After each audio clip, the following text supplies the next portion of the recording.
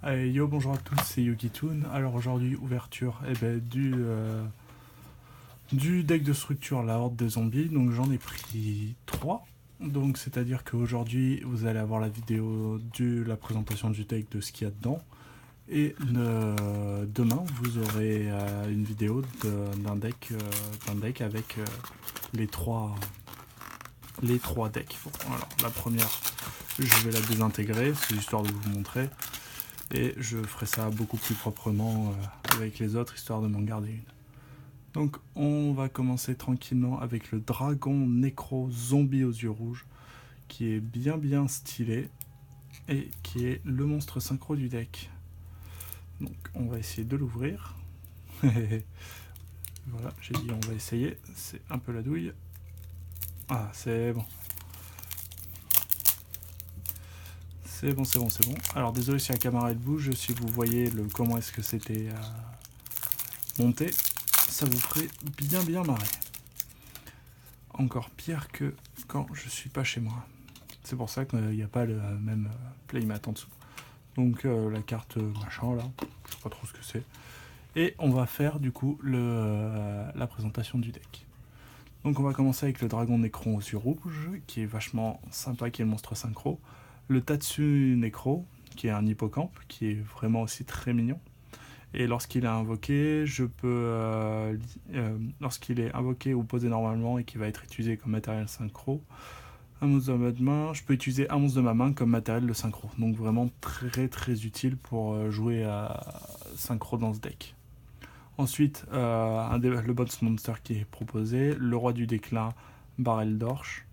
Un petit zombie avec un effet aussi qui, de souvenir, est vachement sympa. Durant la standing phase, cette carte est face recto dans la zone terrain. Et si une carte est face recto dans votre zone terrain et cette carte dans votre cimetière, je peux invoquer spécialement cette carte en position de défense. Je peux aussi utiliser cet effet de roi déclin qu'une fois par tour et une fois par chaîne lorsqu'un monstre zombie active son effet. En effet rapide, je peux appliquer un de ces effets, mais je ne peux appliquer pas le même effet par tour. Donc j'annule l'effet et je bannis un monstre depuis le terrain au cimetière. Donc ça peut être sympa pour dégager les monstres de mon adversaire. Ensuite, on a Banshee Monde des Nécros, qui est juste magnifique. Je sais pas si vous la voyez bien. Voilà, elle est très belle. S'il y a Monde Zombie dans ma zone terrain, elle ne peut pas être détruite par des effets de cartes. En plus, elle a 1800 de patates. Et aussi, qu'un joueur ne peut le cibler avec des effets de cartes. Et en effet rapide, donc c'est notre protection de terrain. Hein. Je peux bannir cette carte depuis mon terrain ou cimetière et j'active un Monde Zombie directement depuis ma main ou de mon deck. Donc ça peut permettre en plus de récupérer de tuto le monde zombie, donc vraiment sympa. Ensuite on a une floraison luisante, donc je sais pas si vous la voyez bien, mais voilà une floraison luisante, qui est l'autre monstre synthoniseur du deck. Donc si elle est envoyée au cimetière, je peux bannir cette carte depuis mon cimetière, j'ajoute un monde zombie de minimum niveau 5 depuis mon deck à ma main. Ou si mon zombie est dans un terrain, je peux l'invoquer spécialement depuis mon deck à la place, donc c'est très fort.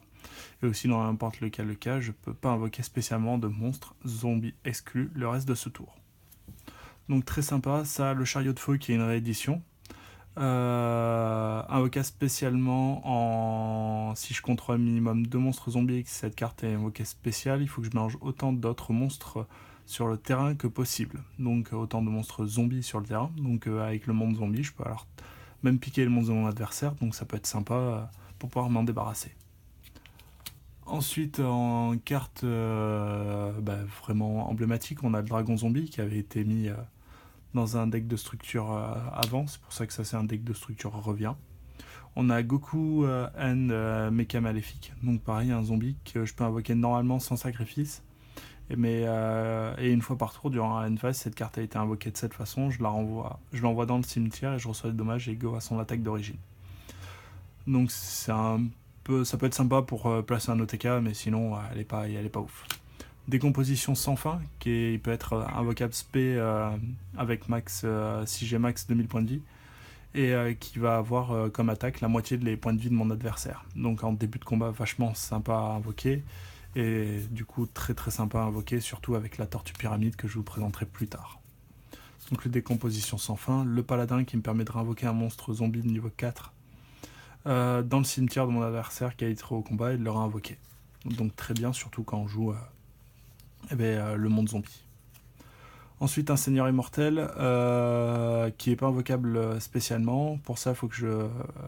non invocable spécialement. Et je peux sacrifier cette carte et cible un monstre zombie dans le cimetière et j'ajoute à ma main. Ça va me permettre de recycler mon terrain, donc vraiment sympa.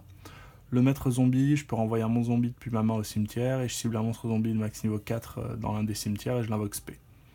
Donc ça peut être sympa pour récupérer un monstre de mon adversaire. Moi, je me défausse d'un de mes zombies que je vais pouvoir utiliser son effet dans le cimetière, donc c'est pas trop grave. Ensuite, on a Tristan, Chevalier des Enfers. Je peux cibler un monstre zombie avec 0 de défense dans mon cimetière, j'ajoute à ma main et elle gagne 300 pour l'attaque si je contrôle d'autres monstres zombies. Donc très sympa, ça va me permettre de récupérer des monstres, mes monstres Syntho, donc par exemple celui-là, ou d'autres monstres zombies que j'ai, parce qu'il y a beaucoup de monstres zombies avec 0 point de défense. Ensuite, on a Mezuki. Je banne cette carte depuis mon cimetière. Je peux bannir cette carte depuis mon cimetière. Je sais pas un zombie dans le cimetière, je l'invoque spé. Donc ça peut être sympa. J'envoie un monstre zombie par exemple avec le maître. J'ai Mezuki dans le cimetière. Je peux invoquer n'importe lequel de mes zombies. On en profite. Godzuki qui me permet d'envoyer un monstre zombie à tous les tours depuis mon deck à mon cimetière. Donc très sympa. Et je peux bannir un monstre zombie depuis mon cimetière et j'invoque spé un monstre zombie depuis ma main. Donc vraiment sympathique. Ensuite, on a le démon Tendoji, qui est un monstre zombie, et pas un démon. Voilà, c'est comme ça. Et une fois par tour, je peux activer un de ses effets. Donc, je bannis 2 monstres zombies de mon cimetière, je pioche une carte, où je cible un monstre zombie banni et je le passe au-dessus de mon deck. Donc, ça peut être sympa pour piocher pas mal de cartes, ou sinon pour recycler un monstre zombie qui aurait été ban. La Tortue Pyramide, très très vieille carte, mais que j'adore dans les decks zombies, qui me permet d'invoquer spé un monstre zombie depuis mon deck avec 2000 de def ou moins. Donc vu que 99% des zombies n'ont pas plus de 2000 def, je vais pouvoir invoquer mon roi du démon ou mon dragon zombie. Le zombie gobelin, que moi je kiffe pas trop, mais que apparemment pas mal de personnes aiment. Alors si elle inflige de dommages à mon adversaire, il envoie la carte de dessus de son deck, et si cette carte est envoyée depuis le terrain au cimetière, je peux ajouter un monstre zombie avec max 2000 def depuis mon deck à ma main. Donc bon, j'ai pas énormément de zombies intéressants avec moins de 1200 de def, enfin bref.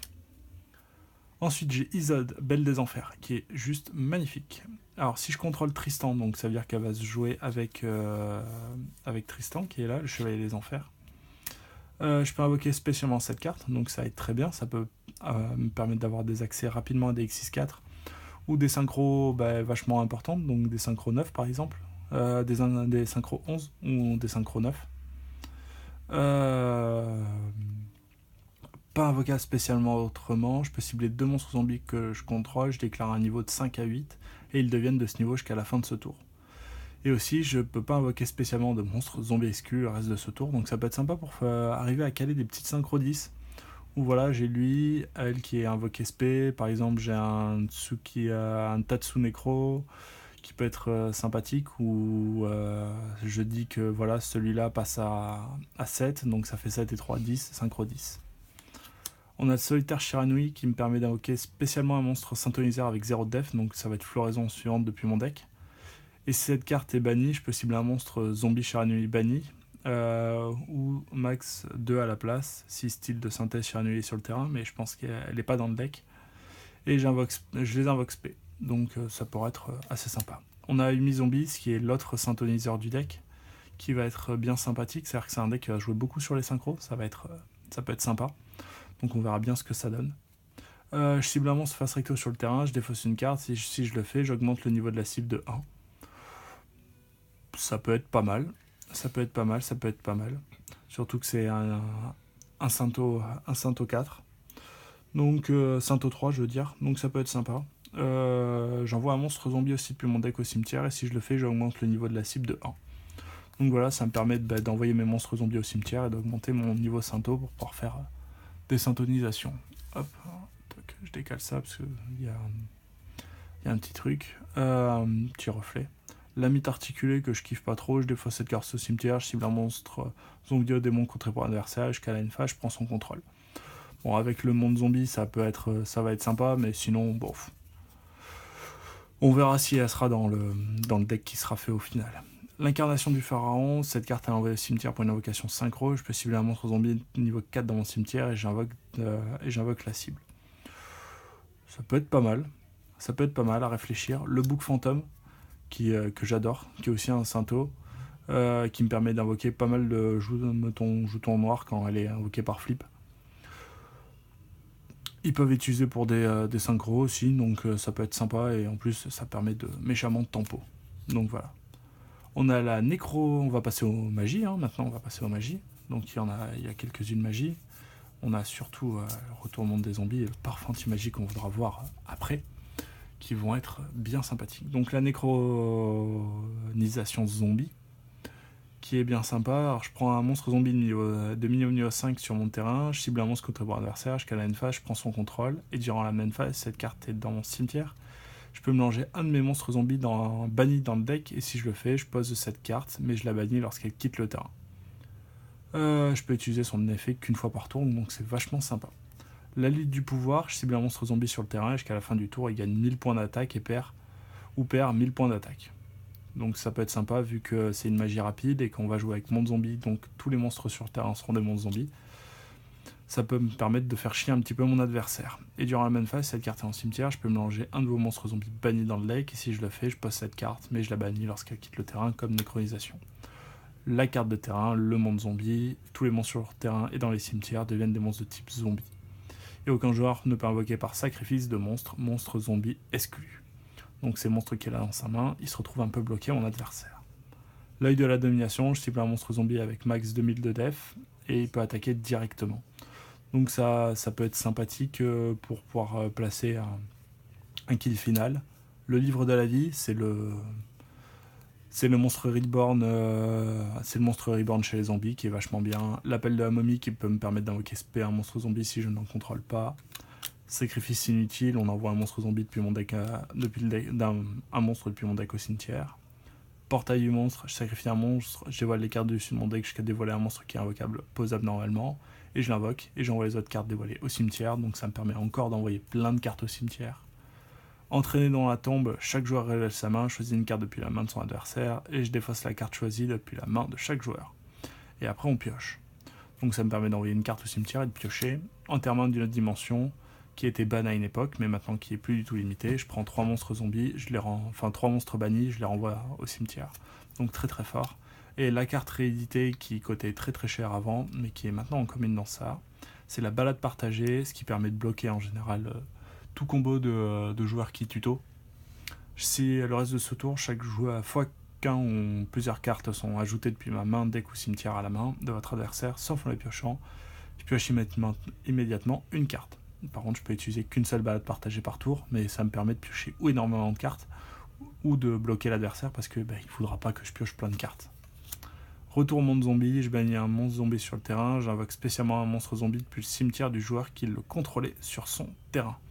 En position de défense, si cette carte est dans votre cimetière, je peux mélanger un de vos monstres zombies bannis dans le deck, et si je le fais, poser cette carte, mais bannissez-la. Donc pareil, le sanctuaire hanté, si je contrôle aucun monstre, je mets un monstre zombie dans mon cimetière, je l'invoque SP, et je peux bannir cette carte depuis mon cimetière, je cible un monstre zombie dans mon cimetière, et je l'invoque SP si je n'ai pas de monstre zombie toujours et qu'elle est dans mon cimetière. Mais il a ses effets annulés, mais on s'en fiche parce qu'en général, ça va être des monstres qui vont être utilisés pour des invocations synchro. Alors lorsqu'un ou plusieurs monstres zombies sont invoqués SP depuis le cimetière de votre adversaire sur votre terrain, je cible 2 cartes sur le terrain, je les détruis. Ça peut être sympa avec le retour des zombies. Le nid d'insectes, j'envoie cette carte du dessus du deck au cimetière. Je pense, c'est sympa, mais c'est pas ouf quoi. C'est pas ouf. Métavers, alors apparemment ça elle était pas mal. Je prends une carte magie de terrain depuis mon deck, et soit je l'active, soit je l'ajoute à ma main. Donc c'est un comment ça s'appelle, c'est un terraformat en piège, donc pas trop mal. En plus ça me permet de la récupérer depuis mon deck, donc c'est cool. Le parfum anti-magie qui est vraiment très bien, toutes les magies deviennent en gros des cartes pièges entre guillemets, c'est-à-dire qu'elles doivent rester au moins un tour sur le terrain pour pouvoir être activées. Et le masque de la destruction, aucun joueur ne peut sacrifier de cartes. Donc c'est pas trop mal, mais bon, c'est pas ouf dans la méta actuelle où la majorité sont des invoques SP.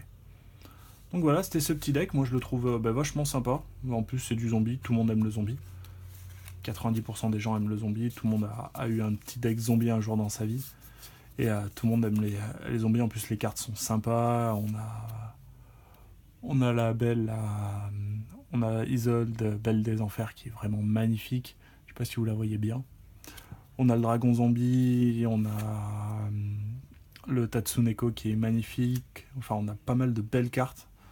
Donc je trouve ça cool. En plus, voilà, on a la réduction du parfum anti-magie et de la balade partagée qui fait que ça peut forcément aider quelques-uns de vos decks, même si vous décidez de ne pas jouer ce deck-là. Et ben, sur ce, si ça vous a plu cette petite présentation, il y aura la présentation d'un deck basé sur 3 decks de structure. La structure revient, vu que c'est encore une nouvelle édition de Zombie. Donc voilà, si ça vous a plu, lâchez un petit like et puis voilà. Allez, salut, c'était Yugi Toon.